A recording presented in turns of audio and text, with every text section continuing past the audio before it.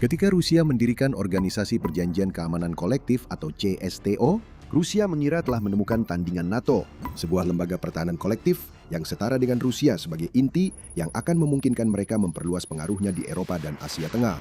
Tapi CSTO tidak berjalan seperti yang diinginkan Putin pada tahun 2020-an dan baru saja mengalami pukulan besar. Rusia mencoba menggunakan ancaman pengusiran dari CSTO untuk membujuk Armenia agar melakukan apa yang diinginkan Putin. Tanggapan Armenia, silakan saja keluarkan kami. Tiruan buruk NATO versi Rusia baru saja hancur berantakan dan jawaban Armenia terhadap ancaman Kremlin telah memperlihatkan bahwa organisasi tersebut tidak mampu memenuhi satu hal yang dijanjikan Rusia.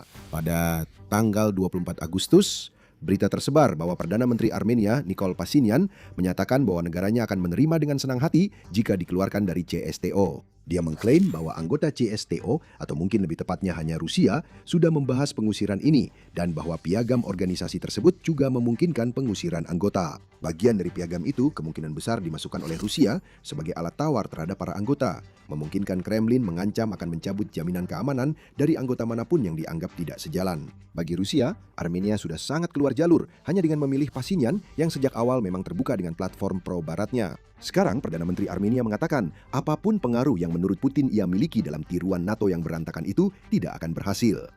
Sebelum kita membahas lebih dalam, apakah Anda menikmati laporan kami? Berlanggananlah dan bagikan pendapat Anda di bawah. Dan jika Anda ingin mendukung orang-orang nyata di balik kanal ini, pertimbangkan untuk menjadi anggota untuk mendapatkan konten eksklusif. Pernyataan Pashinyan muncul setelah ia mengumumkan bahwa Armenia akan melanjutkan pembekuan kerjasama dengan CSTO yang telah diberlakukan sejak Februari 2024. Yang menurutnya merupakan akibat dari kegagalan Rusia melindungi Armenia selama konflik-konflik terbarunya dengan Azerbaijan. Tema tentang kegagalan Rusia sebagai mitra keamanan ini akan muncul lagi, jadi ingatlah hal itu. Membahas keputusannya, Pashinyan mengatakan, "Saya bisa mengatakan dengan pasti bahwa kami tidak akan mengaktifkan kembali keterlibatan kami di CSTO. Kami tidak akan mengaktifkannya kembali." Saat dia mengungkapkan bahwa dia tahu bahwa diskusi tentang pengusiran Armenia sedang berlangsung. "Saya akan sangat senang jika organisasi memutuskan untuk mengeluarkan Republik Armenia dari Organisasi Perjanjian Keamanan Kolektif," tambah Pashinyan.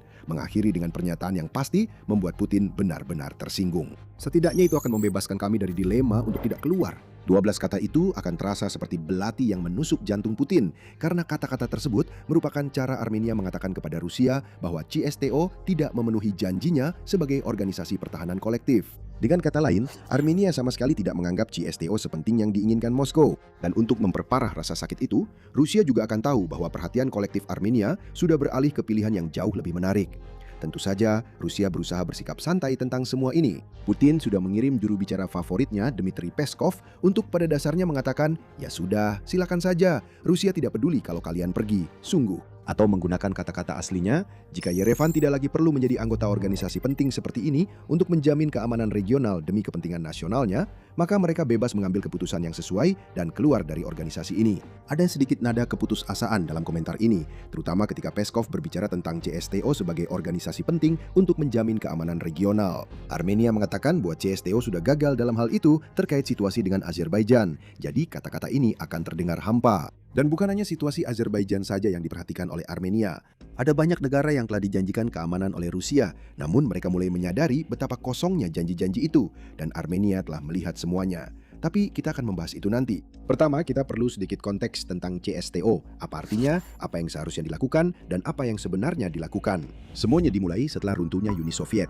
Pada tahun 1991, Armenia berhasil meraih kemerdekaannya dari Rusia, meskipun saat itu mereka sebenarnya belum benar-benar siap untuk berdiri sendiri. Armenia tetap menjaga hubungan keamanan yang erat dengan Rusia, dan negara ini menjadi salah satu anggota paling awal dari pendahulu CSTO, yaitu Perjanjian Keamanan Kolektif. Sepertinya, Rusia kemudian menambahkan kata organisasi di akhir nama tersebut, sebagai contoh lain dari peniruan terang-terangan terhadap NATO. Negara-negara lain bergabung dengan perjanjian ini di tahun-tahun berikutnya, termasuk Georgia dan musuh Armenia Azerbaijan, yang keduanya menjadi anggota pada tahun 1993. Hal itu pasti sudah membuat orang-orang Armenia resah bahkan lebih dari 3 dekade yang lalu. Tapi disinilah kita sudah mulai melihat masalah dengan apa yang nantinya menjadi CSTO. Baik Azerbaijan maupun Georgia memilih untuk mundur di tengah negosiasi untuk mengubah perjanjian Rusia menjadi organisasi yang kita lihat sekarang. Uzbekistan juga memiliki hubungan yang pasang surut dengan CSTO dan pendahulunya. Uzbekistan bergabung dengan Perjanjian Keamanan Kolektif Rusia, tetapi keluar pada tahun 1999. Kemudian Uzbekistan bergabung dengan CSTO pada tahun 2006, tetapi memilih untuk keluar lagi pada tahun 2012. Semua ini merupakan petunjuk bahwa versi NATO milik Rusia tidak memberikan apa yang dijanjikan kepada para anggotanya. Dan hanya untuk sedikit hiburan, apakah Anda ingin menebak berapa banyak anggota NATO yang memilih keluar setelah mereka bergabung? Jika Anda menjawab 0, maka ding ding ding, Anda benar. Bahkan dengan semua kekacauan ini, Rusia tetap melanjutkan pembentukan CSTO. Organisasi ini menjadi resmi pada tahun 2002 dengan penandatangan awalnya adalah Kazakhstan, Armenia, Kirgistan, Tajikistan, Uzbekistan, dan Rusia. Organisasi ini didirikan berdasarkan prinsip-prinsip yang mirip dengan NATO, terutama dalam hal pertahanan kolektif. CSTO memiliki versi sendiri dari pasal 5, di mana serangan terhadap satu anggota dianggap sebagai serangan terhadap semua anggota. Negara-negara anggota juga melakukan latihan militer bersama dan pelatihan untuk meningkatkan interoperabilitas mereka sama seperti NATO. Dan untuk beberapa waktu, terutama ketika Rusia sebagai anggota utama tidak benar-benar diminta untuk bertindak sebagai mitra keamanan secara langsung, CSTO berjalan dengan baik. Pada tahun 2013, Yulia Nikitina, yang merupakan bagian dari Institut Hubungan Internasional Negara Moskow, mencatat bahwa CSTO mempertahankan 4 jenis kekuatan inti. Di antaranya, ada pasukan pengerahan cepat kolektif dengan 4.000 anggota yang berfokus pada Asia Tengah, sebuah pasukan reaksi besar dengan 20.000 personel, dan pasukan penjaga perdamaian kolektif yang terdiri dari 3.500 tentara dan 800 petugas polisi. Dua yang pertama adalah kelompok regional, satu dikelola oleh Rusia dan Belarus, dan yang lainnya diawasi oleh Rusia dan Armenia. Jadi, pembekuan kontribusi Armenia dan kesediaannya untuk keluar akan berdampak setidaknya pada sebagian dari CSTO, dan mungkin juga pada seluruh proyeksi kekuatan ini. Sekali lagi, semuanya sangat mirip dengan NATO, sampai pada titik di mana satu anggota keluar bisa menyebabkan perubahan drastis dalam perencanaan. Tetap saja, yang seharusnya ditawarkan CSTO lebih dari apapun adalah cara bagi Rusia untuk memproyeksikan pengaruhnya atas negara-negara yang menjadi anggota, yang pada gilirannya memungkinkan proyeksi pengaruh ke wilayah di mana negara-negara tersebut berada. Anggota seharusnya memiliki kedudukan yang setara. Secara nominal memang begitu, namun dalam praktiknya Rusia duduk di posisi teratas, seperti yang terlihat dari Rusia yang memberikan dirinya sendiri kekuatan untuk memblokir operasi NATO yang mungkin melibatkan anggota CSTO. Fokus pada Rusia ini adalah kelemahan utama CSTO. Hal ini menunjukkan kepada kita bahwa seluruh kelompok pada akhirnya dibentuk untuk kepentingan Kremlin. Sekali lagi, itu tidak masalah jika Rusia bisa menjalankan bagiannya dalam kesepakatan tersebut. Anggota CSTO membiarkan Rusia memimpin karena Rusia seharusnya memberikan jaminan keamanan kepada mereka. Lagi pula, tidak ada satupun anggota CSTO yang merupakan kekuatan militer besar. Ini menunjukkan bahwa Rusia sebenarnya tidak benar-benar mencoba mengandalkan siapapun dari mereka selain Belarus dalam perangnya melawan Ukraina. Dan Belarus hanya tetap ikut karena berbatasan langsung dengan Ukraina. Kesepakatannya sederhana, Rusia menyediakan kekuatan militer dan anggota CSTO lainnya menawarkan pengaruh regional. Salah satu bagian dari kesepakatan itu yang gagal akan menyebabkan bagian lainnya ikut gagal. Dan itulah yang sedang kita lihat pada situasi Armenia saat ini. Dan untuk memperburuk keadaan bagi Rusia, Armenia tidak hanya senang keluar dari CSTO. Armenia juga semakin dekat dengan jenis kekuatan barat yang seharusnya dijauhkan dari negara itu oleh CSTO. Jika itu menjadi tren di antara negara-negara CSTO lainnya, semuanya akan berubah di NATO-nya Rusia. Sebelum kita lanjut, Anda sedang menonton acara militer, dan inilah alasan kami membuat video untuk menjelaskan bagaimana kekuasaan sebenarnya bekerja. Jika Anda suka dengan apa yang Anda lihat, pastikan Anda berlangganan dan mengaktifkan notifikasi. Jika Armenia mengatakan bahwa mereka senang dikeluarkan dari CSTO, terasa seperti pukulan telak bagi Putin. Apa yang dikatakan Pashinyan selanjutnya, pasti terasa seperti pukulan keras ke rahang. Pada tanggal 24 Agustus, Perdana Menteri Armenia mengatakan kepada parlemen bahwa negaranya akan segera mengajukan permohonan untuk bergabung dengan Uni Eropa atau UE. Kita mungkin akan memulai proses ini dalam waktu dekat, terutama mengingat permintaan mendesak dari mitra IAIU kita, ujar Pashinyan. Putin pasti tidak senang mendengar tentang permintaan-permintaan ini. Hal itu menunjukkan bahwa Rusia sedang kehilangan mitra yang cukup besar, mungkin bahkan lebih penting daripada yang ia sadari bagi Uni Eropa. Pembahasan mengenai aksesi Armenia ini bukanlah hal yang baru. Presiden negara tersebut, Vahagen Khachaturian, menandatangani undang-undang untuk secara resmi memulai proses aksesi pada bulan April 2025.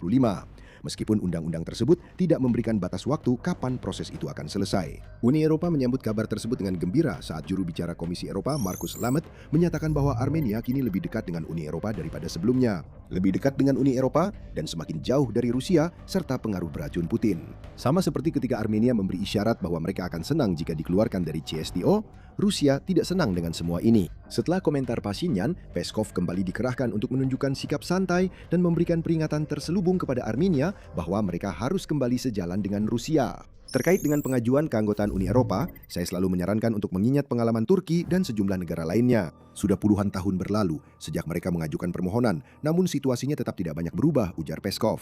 Ini adalah tindakan putus asa bahkan bagi Kremlin. Alasan mengapa Turki belum menjadi anggota Uni Eropa adalah karena menurunnya standar proses demokrasi di negara tersebut, bersama dengan beberapa keputusan yang sangat meragukan yang dibuat oleh Presiden Recep Tayyip Erdogan. Berkontribusi pada masalah-masalah terkait demokrasi ini dan juga telah menyetujui penindakan terhadap aksi protes damai yang membuat Uni Eropa waspada.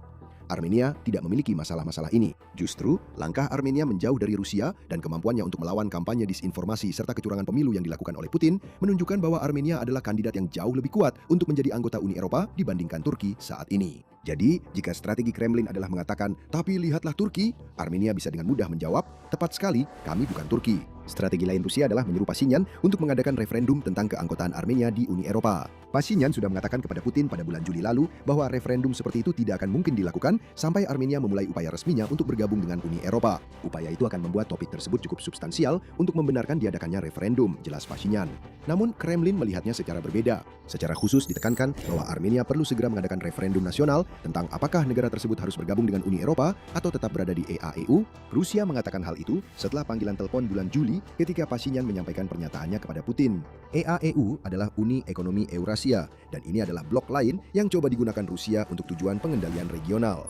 Ada alasan mengapa Kremlin ingin diadakannya referendum. Rusia ingin memiliki kesempatan untuk mempengaruhi hasilnya, sehingga seolah-olah rakyat Armenia tidak ingin menjadi bagian dari Uni Eropa. Rusia menghadapi tugas yang sulit dalam hal itu. Menurut jajak pendapat yang dibagikan oleh EU Neighbors East, kesan terhadap Uni Eropa di Armenia adalah positif.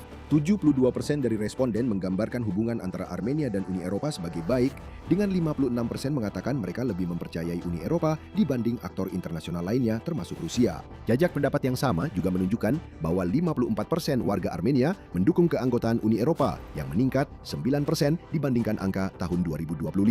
Hanya 23% dari total populasi Armenia yang secara aktif menentang keanggotaan Uni Eropa. Dan dari mereka yang disurvei, 63% percaya bahwa keanggotaan Uni Eropa akan memberikan lebih banyak manfaat daripada kerugian.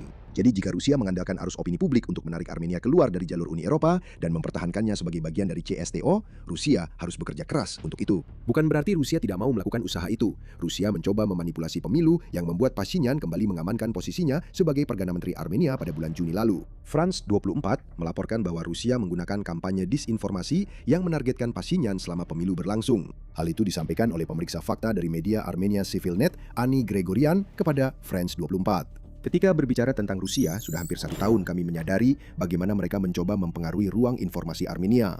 Yang menarik adalah bahwa target utamanya bukan hanya Armenia dan Pashinyan, tetapi juga Uni Eropa dan Prancis. Selama beberapa bulan, mereka menyebarkan narasi bahwa Prancis akan membantu Armenia dan Pashinyan untuk memalsukan hasil pemilu. Institut untuk Dialog Strategis menambahkan bahwa Rusia mengerahkan 3 kelompok yang disponsori negara atau berafiliasi dengan Kremlin untuk menargetkan Armenia dalam beberapa bulan menjelang pemilihan umum. Salah satu operasi yang diberi nama Storm 1516 menargetkan Armenia antara April 2025 dan April 2026. Dan melibatkan pembuatan situs web berita palsu, serta situs aktivisme, peniruan terhadap media dan jurnalis asli, serta penggunaan influencer di X untuk mencoba mengarahkan narasi media sosial. Ini semua adalah trik kotor yang akan kembali digunakan Rusia untuk referendum Armenia tentang Uni Eropa. Tidak heran Putin menginginkannya. Dia sudah menyiapkan semua ini untuk putaran kedua. Dari pihaknya, Uni Eropa menegaskan bahwa Armenia akan disambut sebagai anggota. Pada bulan Juli, Presiden Komisi Eropa Ursula von der Leyen dan Komisaris untuk Perluasan Marta Kos bertemu dengan Pashinyan untuk membahas bagaimana Armenia dan Uni Eropa dapat membangun hubungan mereka. Armenia keluar dari pertemuan itu dengan komitmen sebesar $60 juta dan proposal untuk akses bebas tarif bagi 80 komoditas ekspor Armenia ke Uni Eropa. Dengan kata lain, kesepakatan dagang yang jauh lebih baik daripada yang didapatkan dari Rusia yang ingin mengucilkan Armenia karena Pashinyan bukan boneka Putin. Kehadiran Kos di pertemuan ini juga penting. Sebagai komisaris untuk perluasan, Kos mengawasi perluasan Uni Eropa. Armenia ingin menjadi bagian dari perluasan itu. Dan Perdana Menterinya sekarang bertemu dengan orang-orang yang memiliki pengaruh terhadap upaya aksesi Armenia. Semua ini bermuara pada satu hal bagi Kremlin. Mereka dipaksa untuk menyaksikan Armenia merangkul pengaruh Barat yang seharusnya dihalangi oleh CSTO. Hal itu, lebih dari apapun, menunjukkan kepada kita bahwa versi NATO milik Rusia sedang runtuh. Semua ini terjadi karena sesuatu yang sudah kita singgung sebelumnya.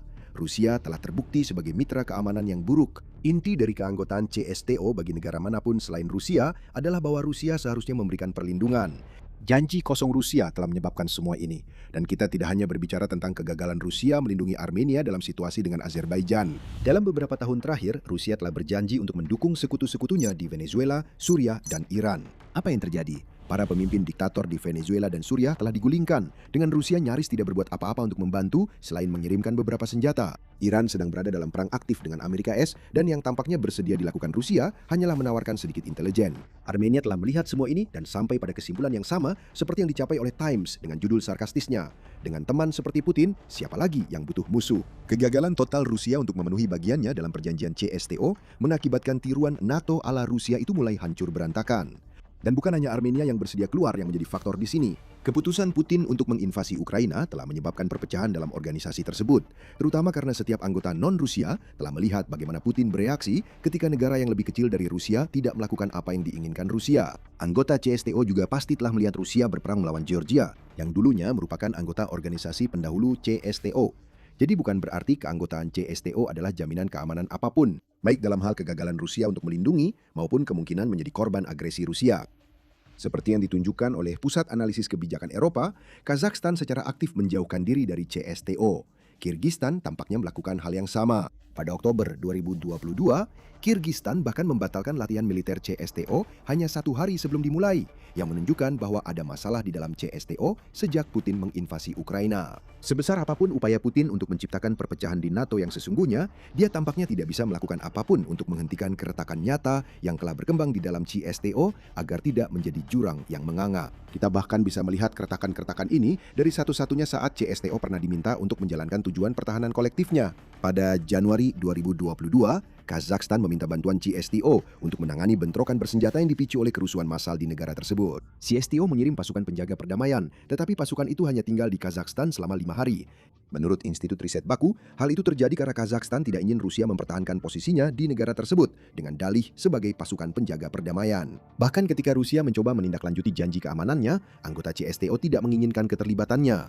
Itu menunjukkan betapa parahnya Putin telah meracuni situasi, padahal dia sendiri yang paling berperan dalam menciptakannya. Semua ini membuat CSTO berada dalam posisi yang buruk.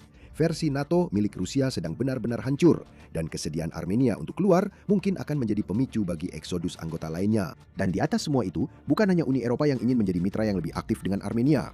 Amerika Serikat di bawah Presiden Donald Trump juga ingin bermitra dengan negara tersebut.